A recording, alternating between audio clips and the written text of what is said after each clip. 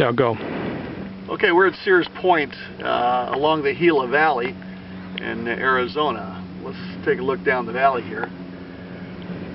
The battalion, we're not exactly sure where they came through here.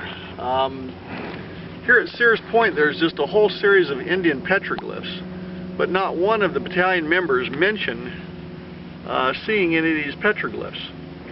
That makes it somewhat suspicious that they didn't pass exactly very close to this place, but at the same time you've got the scouts on the left side and the right side flanks, and nobody mentions this particular location. So maybe the supposition is they didn't come very close to this.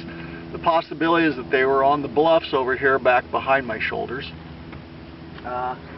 But that's volcanic stuff, and they've traveled over that some in the past few days and made roads, and it's not bad traveling for the most part. We're getting more and more out of this basalt area, but this spot, Sears Point, is still one of these volcanic bluffs.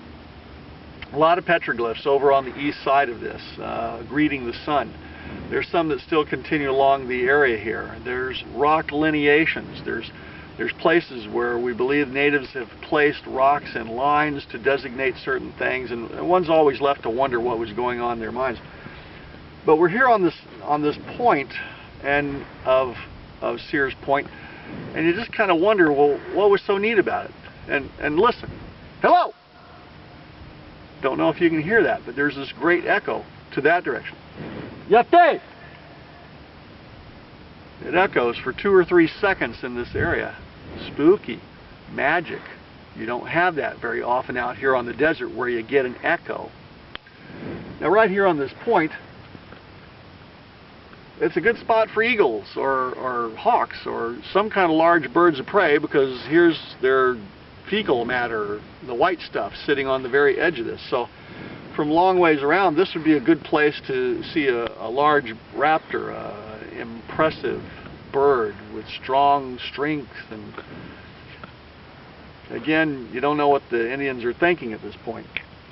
Here's another thing that's kind of interesting. So this is just generally off the top of my head, this is a magic place. Another thing we want to mention is that this area, if you look behind you on the rocks, you'll see a lot of places where the rocks are no longer black, but they're red. This is an area where it's getting a lot of lightning strikes.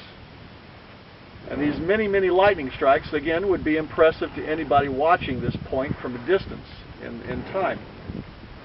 And we're pretty sure those are lightning strikes.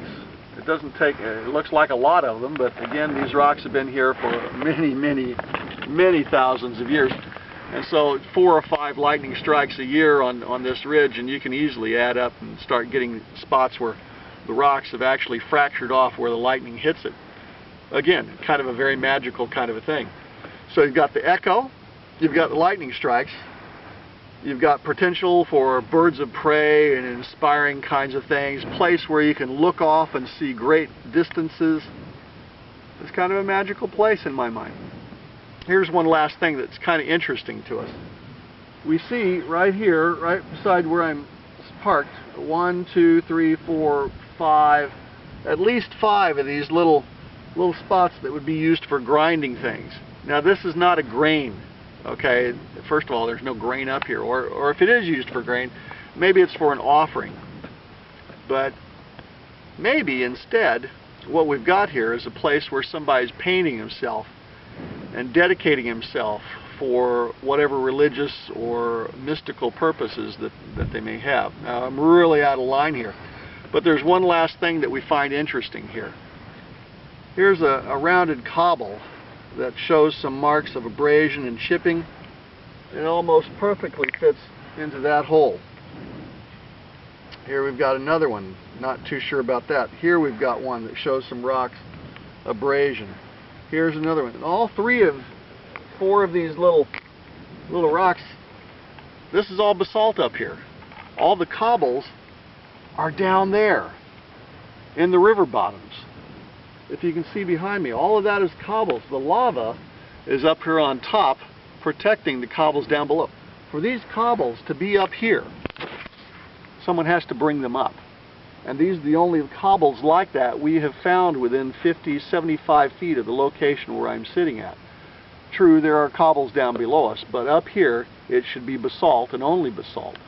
There's been nothing to erode cobbles onto this basalt plateau. So for these cobbles, this is a quartzite right here, very, very hard, used for grinding things. Another sandstone quartzite, another quartzite. I didn't pay much attention to that one. That one almost looks, or I don't know what that one is. But anyway, these have been brought here. For what purpose? Don't know.